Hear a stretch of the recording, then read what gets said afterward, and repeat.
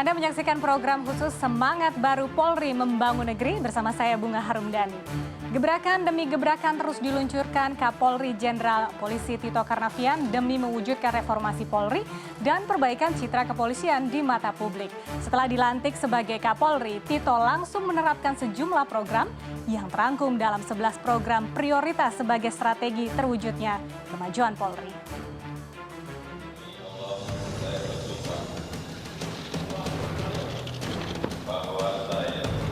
Sejak dilantik pada 13 Juli 2016, Kapolri Jenderal Polisi Tito Karnavian langsung mengeluarkan sejumlah gebrakan untuk menjawab tantangan untuk melakukan reformasi di tubuh Polri. Tito Karnavian meluncurkan program Promoter, profesional, modern, dan terpercaya. Promoter merupakan 11 program prioritas Polri. Program ini sejalan dengan misi Presiden Joko Widodo untuk meningkatkan kepercayaan publik terhadap institusi Polri. Belum genap sebulan memimpin Korps Bayangkara, Jenderal Tito merotasi 13 perwira tinggi di lingkungan Polri. Sejumlah perwira muda ditempatkan di pos strategis seperti Kapolda dan Kapolres. Tito Karnavian mengakui belum ada perubahan kultur yang signifikan di tubuh Polri. Tak mudah mengubah kultur yang sudah mengakar. Namun, sejumlah program yang tengah digalakan saat ini diharapkan mampu mereformasi Polri. Salah satu tantangan berat bagi Polri adalah isu keamanan dan penegakan hukum. Polisi berupaya mengungkap kasus-kasus seperti terorisme dan penyanderaan. Tak lama setelah Tito menjabat sebagai Kapolri, kelompok teroris Santoso di Poso berhasil dilemahkan. Bahkan sang pemimpin berhasil dilumpuhkan dalam sebuah operasi. Polisi juga bergerak cepat dalam mengungkap kasus teror gereja Stasi Santo Yosef Medan akhir Agustus lalu. Program kerja promoter terus digalakan di tingkat Polsek, Polres, dan Polresta di seluruh Indonesia. Di antaranya, peningkatan layanan publik yang lebih mudah bagi masyarakat dan berbasis teknologi informasi. Untuk mewujudkan ini, Polda Metro Jaya baru saja meluncurkan Sistem Informasi Aplikasi Pelaporan Polda Metro Jaya atau SIAP PMJ. Ini adalah sebuah layanan berbasis aplikasi yang dibuat untuk mempermudah masyarakat berinteraksi dengan polisi selama 24 jam. Masyarakat juga menyambut baik program mobil pelayanan SIM keliling untuk membantu warga dalam pengurusan perpanjangan SIM. Inspeksi terhadap unit pelayanan SIM keliling juga dilakukan untuk memastikan tidak ada pungutan liar. Kapolri berjanji akan lebih banyak mensosialisasikan promoter ke jajaran bawah agar bisa memperbaiki kinerja serta kultur dan budaya Polri, agar kepercayaan publik kepada Polri terus meningkat. Semua itu dilakukan demi memenuhi ekspektasi masyarakat yang menginginkan polisi menjadi pelindung dan pengayom masyarakat.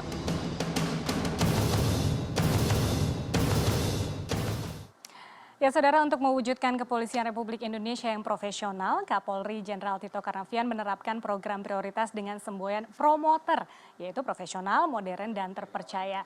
Apa saja yang menjadi program prioritas Polri ini dan sampai sejauh mana pelaksanaannya? Saat ini telah hadir di studio Kepala Biro Kebijakan Strategis Polri, Brigjen Eko Budi Sampurno. Selamat malam, Bapak Eko. Terima kasih sudah hadir di sini. Terima kasih, Pak Bunga. Oke, untuk memulai diskusi kita, pembicaraan kita akan membahas terlebih dahulu mengenai program promoter ini. Bisa dijelaskan lebih dalam apa itu sih Pak, program promoter Pak? Jadi program promoter ini adalah program Kapolri yang merupakan keberlanjutan program Kapolri sebelumnya. Oke. Di mana program tersebut adalah program yang didasari dari Grand Strategi Polri. Oke. Grand Strategi Polri ini masa tenggang waktunya 25 tahun mulai 2004 sampai 2024. Di mana masing-masing Kapolri punya patokan, Iya, punya pegangan bagaimana untuk menyelesaikan tahapan-tahapan penggalan tahapan sampai dengan 2024 sebelum dibuat Grand Strategi baru 2024-2049 demikian. Iya. Tapi apa sih Pak yang menjadi pertimbangan Polri dalam menyusun program promoter ini sendiri? Sebetulnya program promoter ini kan saya katakan tadi adalah program keberlanjutan. Keberlanjutan dari program Kapolri sebelumnya, di mana program promoter ini adalah program yang disusun oleh Pak Tito, menindaklanjuti program-program Pak Kapolri yang sebelumnya, sehingga apa yang disampaikan oleh Pak Tito itu adalah bagian dari upaya meningkatkan profesionalisme, terus kemudian sampai dengan terpercaya. Gitu. Kalau dilihat ini yang dipilih adalah promoter, ya, profesional, modern, dan terpercaya. Itu ada 3 kata. Kenapa 3 kata? Karena kita melihat bahwa setiap suatu organisasi akan dipercaya masyarakat apabila organisasi tersebut profesional dulu. Bagaimana untuk profesional? Harus dibantu dengan teknologi yang modern. Jadi menghilangkan sebanyak mungkin simpul-simpul sentuhan antara anggota dengan masyarakat. Sehingga simpul-simpul itu bisa dikurangi dengan menggunakan teknologi. Yang akhirnya akan menjadi terpercaya setelah profesional dengan menggunakan alat-alat yang modern. Insya Allah ke depan Polri akan menjadi yang terpercaya. Oke, kita tahan dulu Pak Eko. Sebelum kita lanjutkan dialog, kita sedikit kilas balik ya Pak ke beberapa bulan lalu untuk mengingat kira-kira apa saja visi misi Kapolri Jenderal Tito Karnavian. Kita simak ulasannya berikut. Kita lihat sama-sama. Sebagai pemegang tongkat Komando Polri, Tito diharapkan mampu menjawab harapan publik dalam memimpin Korps Bayangkara. Sejumlah visi misi untuk membenahi Polri dipaparkan Tito sejak ia mengikuti Fit and Proper Test Kapolri di gedung DPR pada 23 Juni 2016 silam. Visi misi yang disampaikan Tito diantaranya peningkatan sumber daya manusia, peningkatan solidaritas internal, penyederhanaan standar operating procedure atau SOP, serta perbaikan sistem kerja. Tito mengakui standar penyidikan di kepolisian masih perlu ditingkatkan. Selain itu, Tito juga memaparkan bahwa ia akan menjadikan Bintara Pembina Keamanan dan Ketertiban Masyarakat, Babin Kaptipnas, sebagai leading sektor. Penghilangan pungutan liar dan memerangi kartel kebutuhan pokok juga menjadi program yang diutamakan. Ya, kalau kita lihat di sini ada 11 program prioritas. Apa yang paling diutamakan dari ke-11 itu? Dari 11 program prioritas ini yang nomor 1 adalah pemantapan reformasi internal Polri. Karena kita harus sadari bahwa selama ini reformasi di internal Polri masih berjalan belum sebagaimana yang diharapkan. Secara struktural sudah oke, namun di kultural kita mengalami beberapa hambatan. Sehingga yang diutamakan oleh beliau adalah bagaimana kita memantapkan reformasi internal Polri dulu. Bentuk nyata dari reformasi internal Polri yang sudah dilakukan. Salah satunya dengan menjabarkan ke dalam program promoter yang ada di bawahnya masing-masing program tersebut. Di mana program ini berisi apa-apa yang harus dilakukan oleh anggota sampai dengan tingkat polsek. Untuk roadmap-nya dari program promoter ini sendiri nih Pak? Jadi begini, program promoter ini dibangun oleh Pak Tito berdasarkan 3 kerangka. Yang pertama itu kerangka regulasi. Jadi aturan-aturan apa yang memayungi program ini, kemudian kerangka kelembagaan, satker-satker mana yang dijadikan leading sektor untuk mencapai masing-masing program, dan yang ketiga dari mana anggarannya. Jadi ada kerangka pendanaan sehingga program ini tidak ujuk-ujuk ada, tetapi sudah merupakan bagian daripada grand strategi Polri yang dimuat ke dalam yang dianggarkan dalam Kedipa Polri selanjutnya. Kalau tadi dilihat di Viti di awal itu salah satu bukti nyata yang dari program ini promoter ini adalah aplikasi PMJ atau PMJ atau layanan berbasis aplikasi gitu ya, pelaporan Polda Metro Jaya. Ini bisa dijelaskan apakah ini salah satu jadi program salah satunya dikatakan tadi bahwa kita harus berbasis teknologi. Teknologi itu ya, teknologi. Di mana aplikasi dalam promoter ini kita sudah juga menyiapkan sistem laporan tentang promoter. Kerja promoter itu bisa dilihat di www.polri.promoter.go.id. Di mana dalam di situs tersebut ada apa-apa yang harus dilakukan, sehingga dengan secara mudah kami telah menjabarkan program tadi sampai dengan tingkat Polres. Jadi tingkat Polres itu tidak perlu lagi menjabarkan, tidak perlu berpikir macam-macam, tinggal melaksanakan program yang disampaikan oleh Kapolri sampai dengan tingkat Polres. Terstruktur. Demikian pula laporannya. Laporannya kita susun secara bottom up. Jadi dari Polsek ke Polres, Polres ke Polda, dan Polda ke Mabes. Dan masing-masing Polres itu akan mewakili, masing-masing laporan Polsek akan mewakili Polres mana yang terbaik. Kemudian sampai begitu. Ada reward ya? Ada rewardnya. Nanti masing-masing Polres gabungan merupakan penilaian Polda.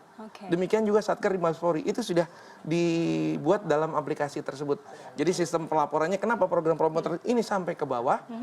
Karena sistem program promoter ini tidak lagi dijabarkan oleh masing-masing satuan kewilayahan. Baik, kita tahan dulu pembicaraan kita di segmen ini. Selanjutnya 70 tahun menjadi pengayom dan pelindung negeri. Polri terus menghadapi berbagai tantangan global. Kita akan lanjutkan pembahasan tentang langkah-langkah Polri dalam menghadapi berbagai tantangan, baik internal maupun eksternal. Tetaplah bersama program khusus Polri, Semangat Baru Membangun Negeri.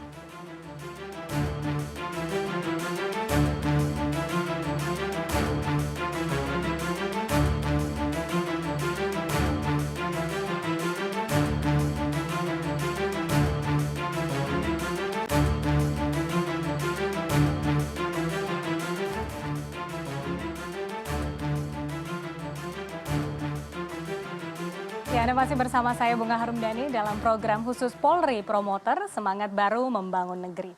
Berbagai upaya Polri untuk mereformasi organisasinya agar lebih mengayomi masyarakat sekaligus mewujudkan keamanan nasional mendapat tanggapan beragam dari masyarakat. Meskipun masih ada sentimen negatif, sejumlah tindakan sigap Polri mendapat apresiasi positif dari masyarakat. Sentimen positif masyarakat terhadap Polri mengalami penguatan pasca bom Sarinah Tamrin yang berhasil ditangani Polri. Gerak sentimen positif masyarakat juga mulai menunjukkan peningkatan memasuki Juni dan Juli 2016. Selain keberhasilan Bareskrim dalam membongkar kasus-kasus besar seperti vaksin palsu, sentimen positif terangkat setelah masuknya nama Tito Karnavian dalam bursa calon Kapolri. Sentimen positif ini bertahan hingga penetapan Tito Karnavian sebagai calon tunggal dan dilantik menjadi Kapolri. Memasuki Agustus hingga September, sentimen positif kembali mengalami penguatan. Langkah Kapolri dalam manajemen isu di media massa terkait isu terorisme, pengaturan arus mudik, terbukti ampuh meredam sentimen negatif di media. Langkah responsif Polri dalam menangani kasus SP3 kebakaran hutan dan lahan, serta penumpasan jaringan teroris Santoso juga disambut reaksi positif oleh publik. Ya, kita masih lanjutkan perbincangan dalam program khusus Polri Promoter Semangat Baru Membangun Negeri bersama Kepala Biro Kebijakan Strategis Polri Brigjen Eko Budi Sampurno. Pak Eko, kita lanjut perbincangan kita. Kalau dilihat tadi dari kepercayaan publik ini sangat amat positif ya. Sentimennya mengarah ke positif. Meningkatkan kepercayaan publik kepada Polri ini merupakan salah satu tantangan untuk Polri sendiri. Nah, sejauh mana program promoter ini dapat menjawab tantangan tersebut? Jadi yang jadi permasalahan itu ya selama ini bahwa beliau sebelum menjadi Kapolri pada saat fit and proper test mengatakan bahwa yang terberat adalah bagaimana mengembalikan kepercayaan publik, trust kepada Polri. Karena selama ini trust masyarakat kepada Polri itu rendah sekali, terutama terkait dua hal. Pertama terkait dengan kinerja, yang kedua terkait dengan kultur. Kinerja itu ada tiga hal ya. Pertama kurang profesional dalam penegakan hukum, yang kedua layanan publik yang tidak simpatik, terus kemudian masih banyaknya kejahatan dan pelanggaran yang terjadi. Sementara dalam kultur sendiri itu ada tiga hal juga. Masih adanya perilaku koruptif dari anggota Polri, itu oknum ya. Terus yang kedua adalah arogansi kekuasaan. Jadi masih menganggap bahwa pangkat jabatan itu bisa melakukan apa saja. Dan yang ketiga, Polri di lapangan masih senantiasa terlihat kalau di media masih sering melakukan kekerasan yang eksesif. Ya, hal-hal semacam itu memang kita bisa lihat pada sebelum beliau menjabat Kapolri sampai dengan program promoter di ini kan 100 hari, hampir 100 hari. Kami sudah merekod dari 100 hari program kerja beliau, hampir 89%. Artinya tinggal beberapa hari, hampir 90% program beliau tercapai. Oh gitu, jadi sudah sesuai target sudah dari sesuai target. 13 Juli hingga 11 Oktober 2016 ini berjalan, sudah sesuai jadi itu bisa dilihat secara otomatis di website promoter.polri.go.id. Oke, kita bisa cek di situ. Ya, bisa dicek di sana. Polri.co.id. Di situ ada apa saja, Pak? Di situ ada yang bisa dilihat adalah terkait dengan kinerja yang dicapai dari masing-masing satuan kerja, baik mulai kewilayahan maupun sampai dengan satuan kerja yang ada di Mabes Polri. Di mana termasuk juga yang dikatakan tadi adanya pengembangan inovasi-inovasi baru, layanan-layanan berbasis TI yang baru yang dikembangkan oleh masing Polres seperti Jember, terus kemudian Polres Sidoarjo kalau nggak salah. Terus juga beberapa Polres termasuk yang di PMJ yang dikatakan tadi.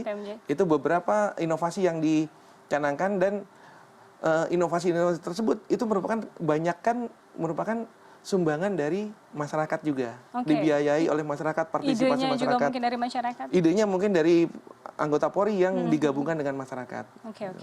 Selain tantangan internal, ada banyak tantangan eksternal yang dihadapi oleh Polri. Nah, bagaimana Polri memetakan tantangan yang harus dihadapi untuk ke depannya nih Pak? Kalau kita melihat tantangan eksternal, kita melihat banyak sekali, kita bisa melihat mulai dari kita ngeliat secara global, kita ngeliat politik hegemoni berbagai negara, politik kawasan, kemudian kejahatan yang terorganisir, kemudian ideologi ekstrim dan budaya asing yang begitu masuk, dan yang tidak kalah maraknya adalah perkembangan teknologi yang dalam waktu hitungan detik per jam itu sudah amat sangat cepat sekali, membuat kita terlena.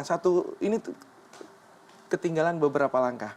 Nah, hal-hal tersebut akan menimbulkan 4 hal. Yang pertama, ketidakstabilan keamanan. Yang kedua, ketidakstabilan ekonomi, ketidakstabilan sosial, dan yang keempat adalah ketidakstabilan ideologi.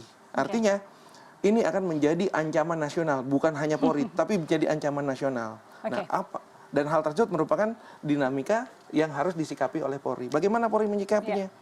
Nanti kita tahan dulu ya Pak, karena sebelum kita lanjutkan dialog, kita simak dulu nih Pak. Bagaimana sebenarnya, kita juga penasaran, evaluasi kinerja 100 hari Kapolri Jenderal Tito Karnavian yang terasa mengedepankan sisi Polri yang lebih humanis untuk menjawab tantangan di masa depan. Berikut kita lihat bersama. Membangun Kepolisian Republik Indonesia menjadi misi Kapolri Jenderal Tito Karnavian ketika dirinya dilantik pada bulan Juli lalu. Dalam 100 hari pertama, fokus utama Tito adalah meningkatkan kepercayaan publik kepada polisi.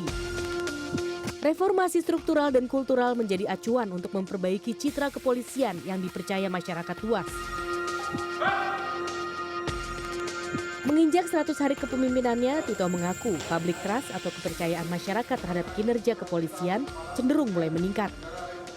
Salah satu pendorongnya sementara ini ya, menurut beberapa survei, itu karena figur harapan yang tinggi kepada Kapolri. Kemudian kedua juga karena ada beberapa perbaikan kinerja seperti pengungkapan kasus-kasus ya, terorisme, kemudian penyanderaan dan beberapa kasus yang diungkap yang lain-lain. Di antaranya itu. Sejumlah pekerjaan rumah masih harus diperbaiki Korps Tribrata ini. Kinerja sedikit membaik, kultur yang belum. Kultur artinya sikap arogansi, budaya yang masih koruptif, kemudian penggunaan kekerasan eksesif, ini masih ada seperti beberapa konflik-konflik yang terjadi, kantor-kantor polisi ada yang dirusak. Nah, itu yang saya lihat belum. Kenapa? Karena Commander Wish dan kebijakan-kebijakan yang saya buat, paket-paket kebijakan yang saya buat, ini baru sampai ke tingkat middle manager. Program 100 hari ini menjadi sebuah momentum untuk membangun korps kepolisian menjadi lebih baik lagi. Upaya Tito melakukan reformasi struktural dan kultural menjadi awalan yang baik untuk meningkatkan citra kepolisian yang profesional, modern, dan terpercaya. Dan untuk mengulas lebih lanjut tentang berbagai tantangan yang dihadapi Polri, masih bersama Kepala Biro Kebijakan Strategis Polri, Brigjen Eko Budi Sampurno. Juga telah hadir di studio budayawan Romo Beni Susetio. Selamat malam Romo Beni, terima kasih sudah hadir di sini. Kalau tadi kita lihat VT ini mengenai 100 hari kinerja Kapolri, bagaimana Romo menilai hal ini? Ya pertama ya harus kita akui ya, Pak Tito ini memberi harapan baru ya. Karena pertama, masyarakat menilai bahwa Tito adalah figur seorang Kapolri yang punya wawasan yang dia menegakkan pertama disiplin, kedua menegakkan kewibawaan, citra polisi menjadi lebih punya arti lagi karena Pak Tito melakukan sebuah kesadaran betul bahwa Polri yang melanggar ditindak. Dan itu menjadi persepsi publik menjadi positif. Jadi di bawah kita sebenarnya dalam 100 hari ini ada kemajuan luar biasa. Polri menjadi lebih profesional, memiliki kewibawaan, tetapi lebih bagaimana kultur Polri berubah. Artinya dia mencoba Polri itu sebagai pelayan publik. Bukan lagi menggunakan kekuasaan, tapi pelayan masyarakat. Maka dia mulai dengan attitude memperbaiki. Banyak Polri yang kena gara-gara narkoba dipecat. Itu banyak. Kemudian yang pungli ditindak. Bahkan transparan diumumkan dan ini sebenarnya dalam sejarah tidak pernah terjadi gitu. Tadi dia melakukan terobosan, yang kedua adalah energik ya dia. Energik itu dalam arti bahwa dia sadar betul bahwa pelayanan publik itu menjadi penting. Karena itu ke depan dia menginginkan Kapolri yang profesional. Tapi Kapolri juga yang sebenarnya hampir dengan semangatnya Pak Ugeng. Jadi semangat Pak Ugeng itu adalah polisi itu pelayan publik, tetapi juga punya kewibawaan, tidak mudah disuap, tidak mudah dikendalikan oleh kekuatan yang lain, tetapi punya independensi. Nah itu yang sebenarnya yang ingin dirintis Pak Tito. Memang ada sisi negatif, tetapi dalam 100 hari itu harus kita lihat bahwa Pak Tito berhasil untuk mengembalikan kembali kepercayaan publik bahwa polisi itu pelayan publik, bukan lagi pelayan penguasa, juga bukan backing-backingan. Yang dulu kan terkenal kan, bahwa polisi ini mudah disuap, polisi ini mudah dikendalikan. Nah ketika figur Pak Tito mengubah persepsi publik ini yang positif, sehingga kinerjanya dinilai masyarakat cukup memuaskan. Kalau tantangan terberat sendiri, tantangan terberat sekarang ini kita tahan boleh, Romo? Selanjutnya reformasi internal Polri menjadi salah satu upaya untuk meningkatkan kepercayaan publik terhadap Polri. Sejauh mana inovasi dan strategi yang telah dilakukan Polri dalam hal ini? Sesaat lagi kami akan segera kembali.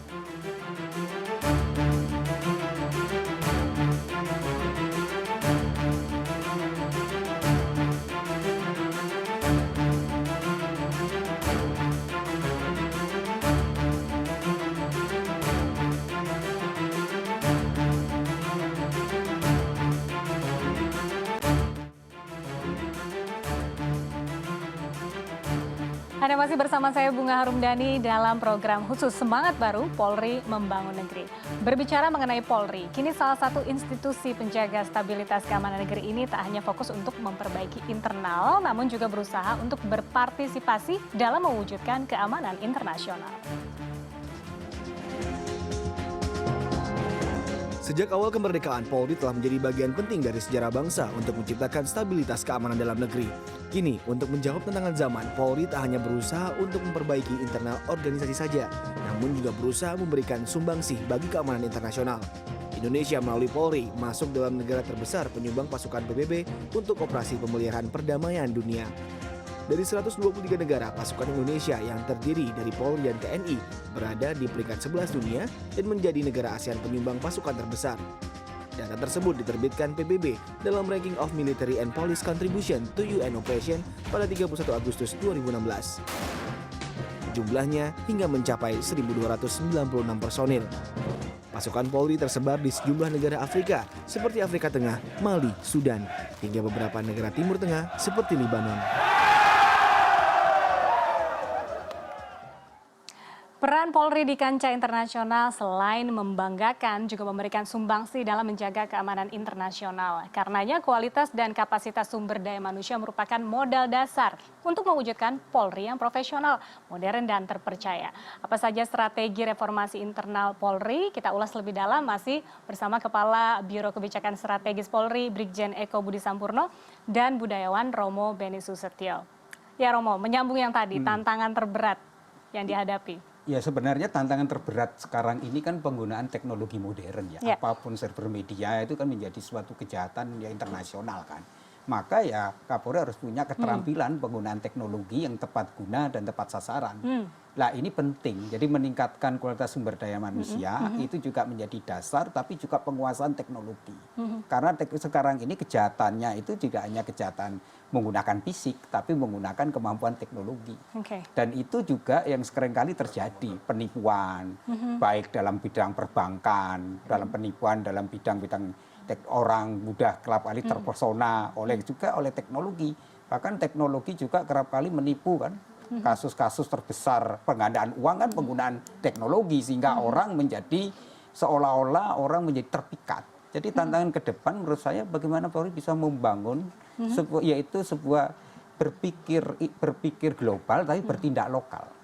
Nah, berpikir global itu nggak bisa. Di dalam kancah internasional memang Polri harus mampu, seorang polisi harus mampu sekarang yaitu juga mampu melihat dinamika politik internasional, domestik, tapi juga mampu merespon situasi lokal. Jadi berpikirnya itu global tapi bertindak lokal. Nah di sini sebenarnya pentingnya harus ada anggaran untuk meningkatkan kualitas. Tidak cukup hanya pendidikan, tetapi juga harus diberi juga training-training di internasional. Jadi bisa belajar sambil mengambil ilmu-ilmu bagaimana membangun sebuah kepolisian yang modern. Polisi yang modern itu adalah polisi yang mampu menggunakan teknologi untuk monitor dan mengevaluasi, tapi juga untuk mampu juga menjaga keamanan. Jadi yang ke depan itu penggunaan teknologi lebih juga harusnya menjadi pembenahan reformasi dari kepolisian. Sehingga rasio kepolisian itu bisa tidak hanya untuk anggarannya, itu tidak hanya pegawai, tapi juga peningkatan kualitas. Sekarang kan hanya anggaran hampir 70% itu pegawai kan. Nah, akibatnya kinerja polisi kurang optimal. Kita bisa lihat ke depan harusnya dibalik. Gitu loh. Berarti dengan teknologi itu bisa mengurangi jumlah kepolisi, tetapi akan lebih profesional. Nah untuk ini memang negara harus hadir. Tadi negara juga harus memberi anggaran yang seimbang dengan kinerjanya. Lah problem kita kan selama ini adalah anggarannya tidak optimal. Ini persoalannya. Sehingga bisa polisi itu menjadi lebih wibawa, polisi itu memiliki integritas, polisi itu memiliki citra yang baik, polisi itu tidak lagi bisa pungli karena sistem. Nah pembenahan sistem ini yang harusnya dibangun untuk ke depan. Nah saya rasa Pak Tito arahnya ke situ. Karena dengan kultur itu kan berarti menanamkan habitus. Cara berpikir, bertindak, benar itu yang dibatinkan dalam perilaku. Itu kultur. Lah bagaimana kita membangun kultur? Harus ada sebuah rekayasa. Lah rekayasanya salah satunya adalah membangun sistem teknologi tepat guna. Untuk pengawasan misalnya pelanggaran lalu lintas supaya tidak pungli, ya pakai aja sistem teknologi. Kita tahan dulu, Romo. Kita sudah memiliki dana anggaran Polri dari anggaran Kementerian Lembaga dalam RAPBN 2017. Ini Polri mendapat urutan ketiga, ya, dari 5 terbesar sebesar 72,4 triliun. Kemudian ada juga anggaran Polri dari tahun 2013 hingga 2017 di data selanjutnya. Ini dia APBNP di tahun 2016 sebesar 79,3, kemudian pagu indikatif 2017 tahun depan turun menjadi 72,4. Nah, ini bagaimana strategi mensiasati anggarannya? Jadi begini ya, Mbak, bahwa dari 79,3 triliun hasil APBNP yang baru disahkan kemarin itu hampir 60% lebih untuk gaji atau belanja pegawai. Artinya walaupun secara nominal itu terlihat besar, tetapi untuk operasional Polri yang jumlahnya 450.000 itu tidak terlihat bahwa itu hanya untuk gaji yang banyak itu, Mbak. Jadi yang jadi permasalahan ke depan seperti yang dikatakan Romo tadi bahwa kami ada satu program yang kedepannya akan membuat minimal zero growth. Artinya akan menggantikan atau merekrut polisi untuk menggantikan yang pensiun dan ditambah dengan kebutuhan Polri. Sehingga nanti jumlah personil Polri tidak bertambah tapi digantikan dengan teknologi tadi. Nah, kita akan mencoba seperti itu sebagai salah satu contoh. Kesiapan SDM sendiri dari... Ya salah satu itu, rekrutmennya itu minimal zero growth, jadi hanya untuk menggantikan yang pensiun. Dan ditambah kebutuhan-kebutuhan yang penting saja. Contohnya misalkan pembangunan Polda baru atau kesatuan baru itu butuh personil baru, itu ditambahkan. Tapi kebutuhan itu yang amat sangat penting, jadi tidak keseluruhan. Sehingga kita bisa menahan laju pertumbuhan jumlah Polri yang ada. Dan itu nantinya akan diharapkan berkembang. Gaji itu hanya 50%, sisanya yang 25% dan 25% lagi untuk belanja barang dan belanja modal. Presentasinya berubah gitu ya Pak? Iya, presentasi itu ditahan, dialihkan. Begitu. Terkait transparansi, apakah masyarakat bisa melihat laporannya secara transparan? Dalam beberapa tahun ini Polri selalu mendapat predikat WTP. Wajar tanpa pengecualian. Jadi itu hanya beberapa kementerian lembaga itu yang nilai BPK. Jadi kami bahwa kemudian juga dalam penilaian kinerja Polri mendapat B. Artinya itu sudah di atas rata-rata kementerian lembaga yang lain. Bagaimana Romo melihat? Ya sebenarnya kan gini, Pak Tito sudah memberi contoh ya. Dia mau melaporkan harta kekayaan. Itu kan dalam sejarah tidak pernah terjadi. Itu sebenarnya simbol bahwa polisi itu harus transparan, jujur, punya integritas. Nah ini yang sebenarnya menjadi habit, kebiasaan yang ingin menjadi kultur baru polisi yang akan ke depan. Memang persoalan transparan ini menjadi masalah publik. Tapi masalah transparan ini bisa diselesaikan kalau ada sistem monitoring. Maka penggunaan teknologi itu yang lebih aman sehingga orang tidak langsung bertransaksi dengan orang, tapi transaksinya lewat teknologi. Itu yang akhirnya mengurangi jumlah pungli dan korupsi gitu loh. Yang sehingga di jalan itu tidak lagi disaksikan bagaimana terjadi tawar-menawar. Itu kan persepsi publik kan. Lah ini yang nggak dirubah. Lah mengubah ini kan butuh waktu, butuh sebuah kultur dan sebuah rekayasa. Lah maka kalau nantinya terjadi rasio yang seperti itu akan membuat citra polisi semakin hari semakin meningkat. Tapi di lain pihak kita harus mengakui bahwa polisi punya profesional dalam penyelidikannya, penumpasan terorisme, dan banyak hal harus kita puji, polisi memang memiliki kemampuan itu. Hanya bagaimana dalam penyelidikan tidak lagi menggunakan kekerasan. Maka dalam penyelidikan itu polisi juga mulai human. Ini kan butuh yang namanya kemampuan penyelidikan dan kemampuan untuk mengungkapkan fakta-fakta lewat sebuah pendekatan-pendekatan. Nah, disinilah pentingnya polisi juga ditambah kemampuan studi psikologi, studi humanisme dan ilmu-ilmu komunikasi persuasif itu juga dipentingkan. Jadi ke depan memang polisi harus polisi yang human, polisi yang dekat dengan rakyat, polisi yang dicintai rakyat, tapi polisi juga yang membawa publik berpartisipasi. Misalnya itu bisa jadi harapan. Bisa harapan. Ini bisa menggunakan teknologi sehingga polisi bisa membangun kerjasama dengan bloker-bloker itu. Nah, kemudian ini disinergikan sehingga polisi punya misalnya pengawasan publik lebih mengawasi lingkungannya, mengawasi pelanggaran lalu lintas itu bisa menggunakan teknologi. Lah supaya tidak terjadi penyalahgunaan itu ya harusnya lewat suatu sistem. Lah ini kan butuh yang namanya polisi harus bisa menyimbangkan anggarannya. Kalau sekarang rasio anggaran lebih banyak untuk pegawai, belanja, tapi bukan untuk penggunaan teknologi dan juga keterampilan, itu yang memang rasionya akan sulit karena akhirnya biaya terbesar hanya untuk biaya pegawai. Gaji. Terakhir Romo, harapan dari masyarakat Romo melihat ya harapannya sih dengan Polri Kapolri baru ini, rakyat punya harapan reformasi kepolisian itu akan berjalan. Lah reformasi kepolisian itu membutuhkan figur yaitu yang di atas yang bersih. Kalau figurnya bersih, punya integritas, maka di bawahnya bersih. Lah Pak Sito itu harapan publik. Pertama, dia punya integritas, dia mau bekerja dengan keras. Kedua, dia memiliki human interest dan dia seorang yang komunikatif. Dan ini modal besar. Sehingga sekarang kalau kita lihat polisi ini meningkat citranya. Dalam 100 hari itu orang punya harapan besar. Lah harapan inilah yang sebenarnya harus menjadi momentum polisi untuk berbenah. Maka reformasi kepolisian harus berjalan. Dan kita yakin Pak Tito bisa menuntaskan ini. Baik, terima kasih. Sama-sama. Romo Beni sudah berbagi pandangan. Mungkin saya bisa tambahkan boleh, silakan. Jadi ada beberapa hal yang menjadi terobosan juga dari Pak Tito ini. Jadi lulusan Akpol itu akan dikirim ke luar negeri kalau tidak salah setiap tahun 100 orang. Akhirnya akan membentuk komunitas baru. Komunitas sudah berjalan? Dalam mudah-mudahan tahun ini sudah mulai diprogramkan. Bagian dari kultur. Bagian dari tadi untuk merubah kultur kan kita tidak bisa seperti merubah membalik telapak tangan, tapi ada hal-hal yang perlu disiasati. Nah itu terobosan yang memberi harapan kan. Sehingga ada kultur baru yang masuk dan itu akan membawa kinerja polisi semakin hari semakin meyakinkan. Yang membuat masyarakat semakin yakin.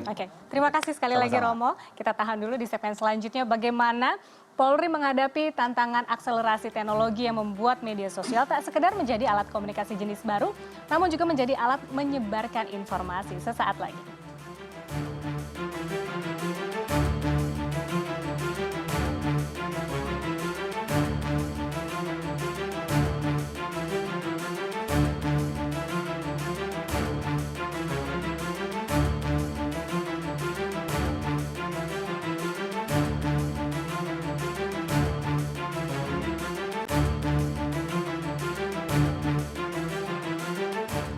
Ya, dan masih bersama saya Bunga Harumdani dalam program khusus Polri Promoter, Semangat Baru Membangun Negeri. Dampak akselerasi teknologi membuat media sosial tak sekedar menjadi alat komunikasi jenis baru, namun juga menjadi alat menyebarkan informasi. Divisi Humas Polri tak ingin ketinggalan memanfaatkan berbagai media sosial untuk memantau keamanan dan ketertiban umum di masyarakat. Pasukan Cyber Divisi Humas Polri ini menjadi pengawal komunikasi antara kepolisian dan masyarakat. Pemanfaatan media sosial digunakan untuk menjaring informasi yang bertujuan untuk menyusun rencana kegiatan, program kerja, dan strategi kepolisian. Media-media sosial yang dikembangkan oleh Divisi Humas Polri adalah Facebook, Instagram, Pet, dan Twitter, yang diharapkan mampu menjadi alat komunikasi sekaligus menjaring informasi dari masyarakat. Diseminasi berbagai informasi yang penting yang disampaikan kepada publik. Informasi penting itu seperti apa sih? Ya katakanlah himbauan, informasi tentang suatu keadaan, informasi tentang lalu lintas, informasi tentang hal-hal yang perlu diwaspadai oleh masyarakat.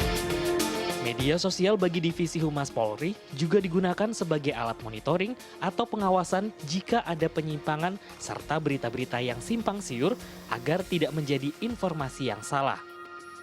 Masyarakat akan merasakan hasil dari efektivitas pemanfaatan media sosial ini dengan melihat ada upaya reformasi di tubuh kepolisian. Salah satu poinnya, tidak ada polisi yang bertindak koruptif, arogan, dan merasakan Polri sebagai penegak hukum yang adil dan profesional.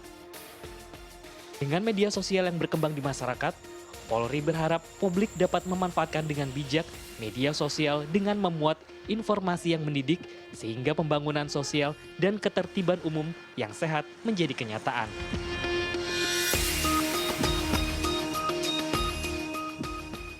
Baik, kita lanjutkan perbincangan dalam program khusus Polri Promoter Semangat Baru Membangun Negeri. Masih bersama Kepala Biro Kebijakan Strategis Polri Brigjen Eko Budi Sampurno dan juga telah hadir Direktur Komunikasi Indonesia Indikator Ibu Rustika Herlambang yang menggantikan Romo tadi. Terima kasih Ibu sudah hadir, selamat malam.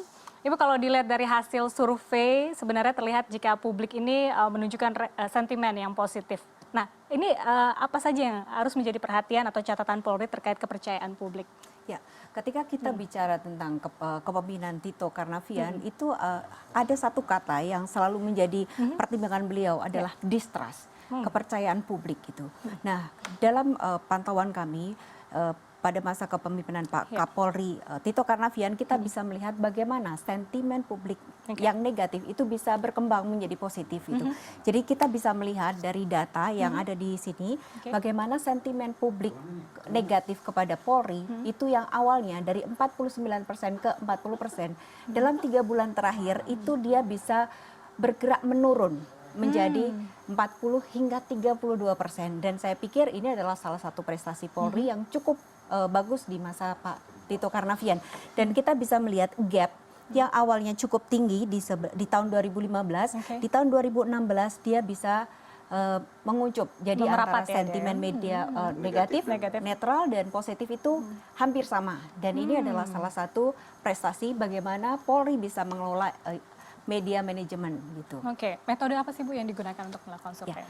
Ini adalah metode intelijen media, di mana kami mengkolek data dari 2020 media online baik di Indonesia maupun di tingkat internasional. 2020? 2020. Nah, ketika kita bicara tentang Polri, itu antara sebelum Pak Tito, itu pemberitaan setiap bulan itu ada 20.000, kemudian dari 745 media online di seluruh Indonesia dan dunia.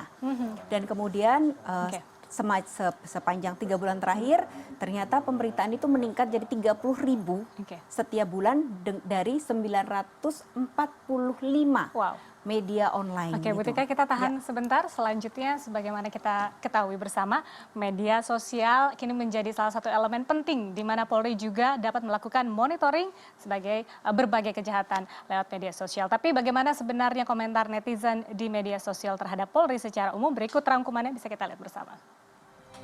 Data sentimen di media online dan media sosial hasil pengamatan dari Lembaga Survei Indikator Indonesia menyebutkan sentimen positif netizen tentang Polri meningkat sejak Mei dan Juni di tengah menguatnya isu pergantian Kapolri.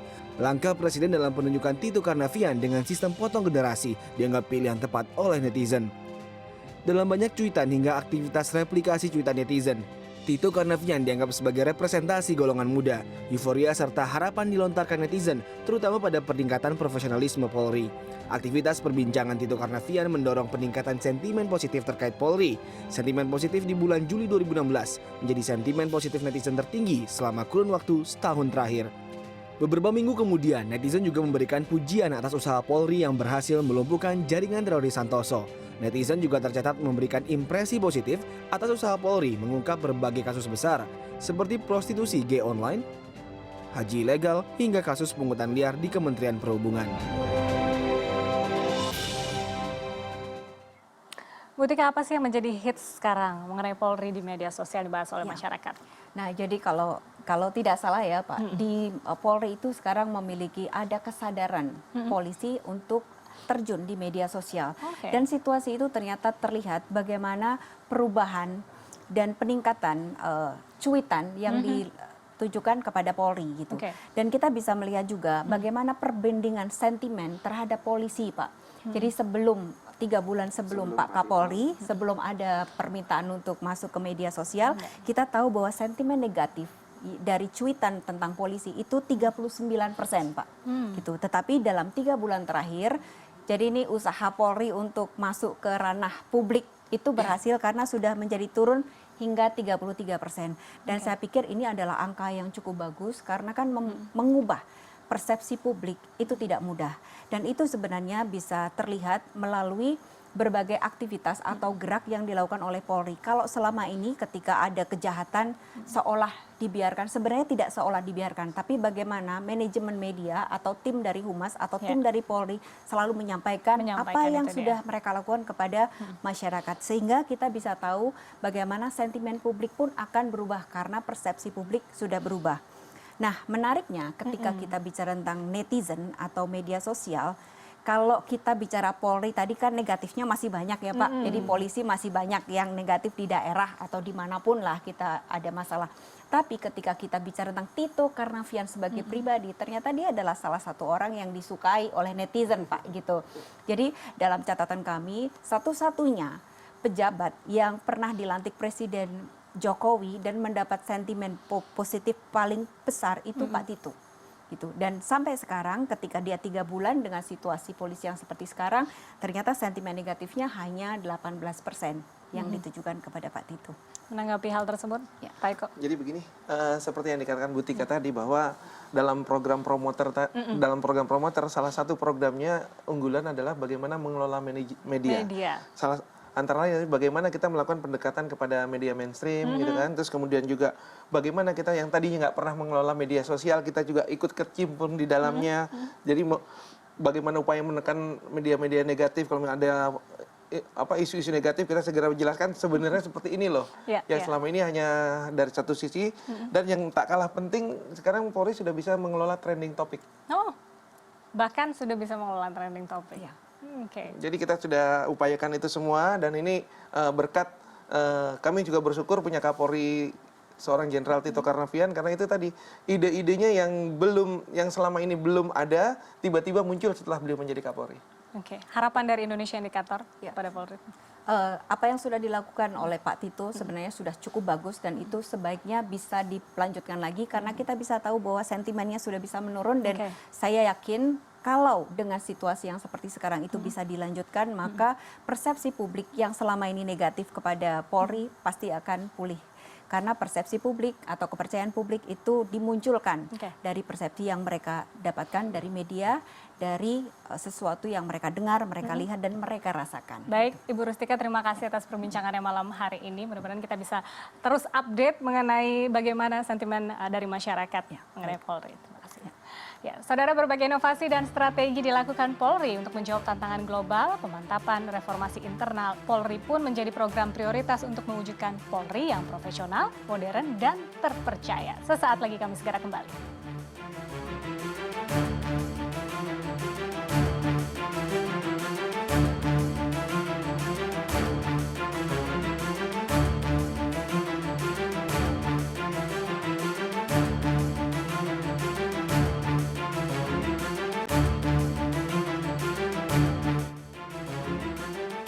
Mewujudkan kepolisian Republik Indonesia yang profesional, modern, dan terpercaya menjadi semangat baru dalam membangun negeri. Kita kembali lanjutkan perbincangan bersama Kepala Biro Kebijakan Strategis Polri, Brigjen Eko Budi Sampurno. Pak Eko, tadi kita melihat survei publik yang dengan sentimen positif dari Lembaga Survei Indikator Indonesia Indikator, kemudian Romo Beni juga menilai 100 hari ini dinilai positif, di mana dari image yang dinilai oleh publik bahwa Kapolri Tito ini memiliki humanity, integritas, dan komunikatif, dan ini menjadi modal besar juga untuk Polri ke depannya. Bagaimana Polri menanggapi hal ini? Jadi kami sebagai anggota Polri juga mewakili seluruh Polri seluruhnya bahwa untuk menciptakan kondisi kamtipas yang kondusif itu tidak bisa dilakukan sendiri. Bahwa apapun upaya yang dilakukan Polri apabila tidak didukung oleh stakeholder baik masyarakat maupun kementerian lembaga, kita bukan apa-apa. Kami masih butuh dukungan dari rekan-rekan sekalian, dari para stakeholder bahwa untuk membangun Polri yang modern terpercaya tadi, profesional modern terpercaya, ini masyarakat sangat kami butuhkan. Partisipasi aktif masyarakat, sehingga apapun yang kami lakukan tidak ada nilainya tanpa partisipasi dari masyarakat. Dan mungkin bisa juga dibilang membangun dengan berpikir global, bertindak lokal tadi kalau dikatakan oleh seperti yang dikatakan Romo tadi Betul. Baik, terima kasih Pak Eko sudah hadir di sini dan berbagi bersama kami. Saudara, gebrakan-gebrakan yang dilakukan Jenderal Tito Karnavian dalam 100 hari pertama masa kerjanya sebagai Kapolri merupakan langkah awal upaya mewujudkan Polri yang profesional, modern, dan terpercaya. Peta jalan reformasi Polri ini telah disusun dalam beberapa tahapan hingga tahun 2024. Selain pemantapan reformasi internal, berbagai tantangan global juga harus dihadapi Polri, dan sebagai pengayom masyarakat, kepercayaan publik berperan penting bagi Polri dalam menjalankan tugas-tugasnya. Tentunya berbagai upaya dalam reformasi Polri ini harus kita apresiasi, kita dukung, sehingga tercipta sinergi yang berkelanjutan antara kepolisian dan masyarakat. Demikian program khusus Polri Promoter, semangat baru membangun negeri. Terima kasih atas perhatian Anda. Saya Bunga Harumdani, selamat malam, sampai jumpa. Terima kasih.